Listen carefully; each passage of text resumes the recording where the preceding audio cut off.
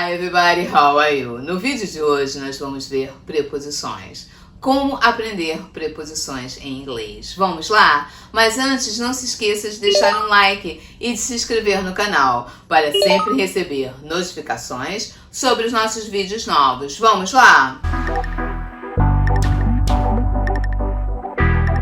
Hoje nós vamos falar sobre como aprender preposições em inglês. Mas antes, o que são preposições? Preposições são aquelas palavras que usamos para conectar outras palavras. At, on, in, about. Existem várias preposições em inglês, como em português. Basicamente, existem dois tipos de preposições. Aquelas que têm um significado claro definido em si, como por exemplo, under, de baixo, abaixo. Esse tipo de preposição é mais fácil de usar, porque você sabendo o significado, é só empregá-la na frase, é só usá-la na frase, como por exemplo, the shoes are under the bed. Os sapatos estão debaixo da cama. Esse tipo de preposição é um tipo de preposição um pouco mais fácil. Agora, o outro tipo de preposição, que é um tipo de preposição que não tem um significado em si muito claro, muito definido, elas servem mais para conectar as palavras. Esse tipo de preposição é um pouco mais complicado, porque não existe uma regra. Mas se você pensar em português, nós também temos esse tipo de preposição, como por exemplo o de. O de é uma palavra que não tem um significado em si. De o quê? Ela tá ali para ligar, como por exemplo, gosto de chocolate. O de aqui tá para ligar. O meu gosto com chocolate. Gosto de quê? De chocolate. Então ali na frase ela só serve para ligar. Então esse tipo de preposição é que a gente vai ver aqui nesse vídeo. Esse tipo de preposição em inglês que tem mais o papel de ligação, de conectar, que não tem muito um significado definido por si só. A melhor maneira de estudar as preposições, de aprender as preposições, é quando você aprender uma palavra, prestar atenção com qual preposição aquela palavra está. Quando você aprender uma expressão, prestar atenção que preposição é usada com aquela expressão.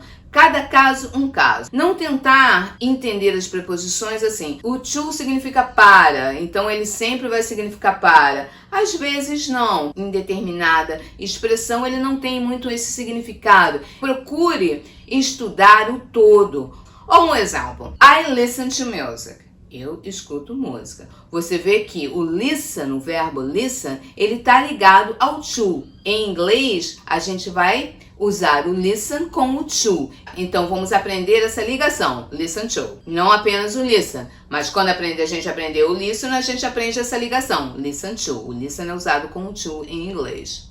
Outro exemplo, don't worry about it. Não se preocupe com isso. O verbo worry vai ser usado com a preposição about. Ah, mas o about não significa com. Não se preocupe com isso. Vamos entender a expressão, vamos entender o todo. Worry about. Vamos estudar o todo. Worry about. Outro exemplo, I'm on my way. Estou a caminho.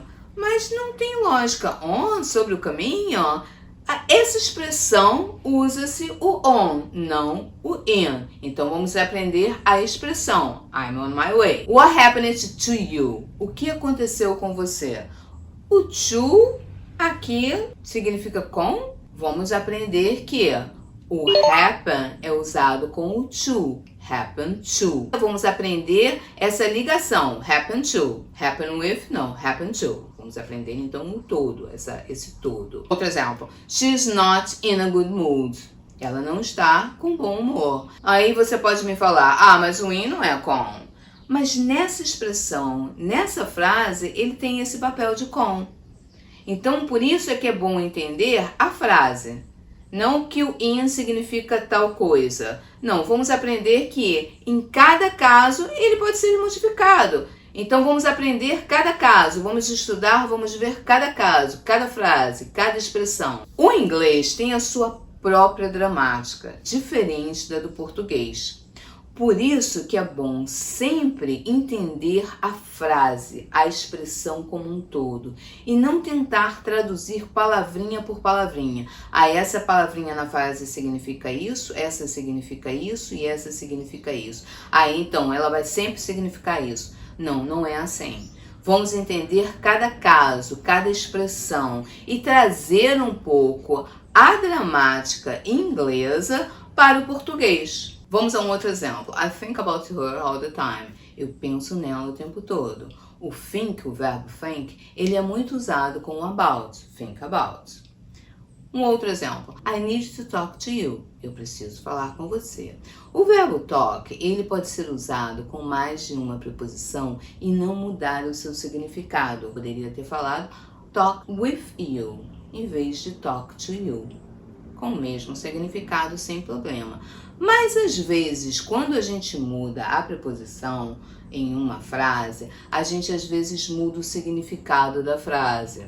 A gente pode até usar mais de uma preposição, mas às vezes a gente muda o significado da frase. Como, por exemplo, I write a letter to you. Quer dizer, eu escrevo uma carta para você. No sentido de que eu vou escrever uma carta contando as novidades e vou enviar para você essa carta.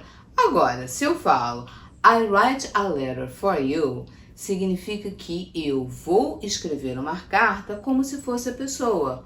Não, eu vou escrever a carta para a pessoa. Talvez a pessoa queira escrever uma carta em italiano e ela não sabe italiano e eu vou lá, eu sei italiano e eu vou escrever lá a carta em italiano para ela. Mas não significa que eu vou mandar enviar para ela. Então, às vezes, a gente tem que ter cuidado com essas nuances. Quando a gente muda a preposição, o significado pode ser mudado. Ok? Espero que tenha ficado claro para vocês. Nos vemos na próxima semana com mais um vídeo e mais uma dica. Nos siga aqui e nos siga no Instagram. No Instagram nós postamos dicas de inglês todos os dias. English on the Tub. English on the Tub. E aqui nós postamos um vídeo a cada segunda-feira. Toda segunda-feira, um vídeo novo para você. Thank you for watching. Bye bye.